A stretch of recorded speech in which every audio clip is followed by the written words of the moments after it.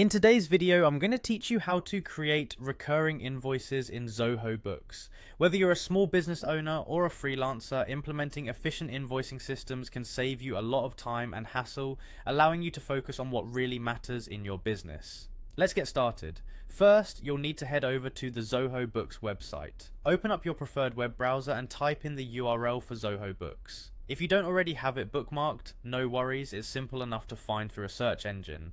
Once the website is loaded, you'll see an option to sign in at the top right corner of the screen. Go ahead and click on that. If you already have an account, just enter your credentials. If not, you'll need to set one up. But for today's purpose, let's assume you already have a Zoho Books account. After signing in, you will be directed to the Zoho Books home screen.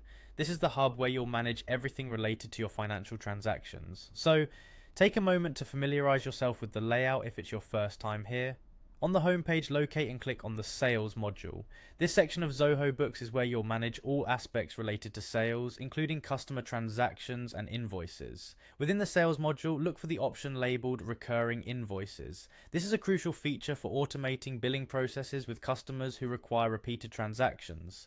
Click on Recurring Invoices and you'll be directed to a page where you can either add a new recurring invoice or view any you might have already set up. To create a new recurring invoice, you'll likely see an option to create or add a new recurring profile. Hit that button and it will take you to a form. This is where the magic happens. Enter the relevant customer details, which should include their name, billing address, and contact information. You'll also specify how frequently the invoices should be sent. Options might range from weekly to monthly or even yearly. Once you've configured these settings, you'll have to set the payment terms. It's crucial to specify when payments are due and whether there are penalties for late payments to maintain a smooth operation and cash flow. Fill in the product or service details, being precise about quantities and rates, as this will reflect on your customer's invoice. After you've inputted all the necessary details, you'll want to review the invoice carefully.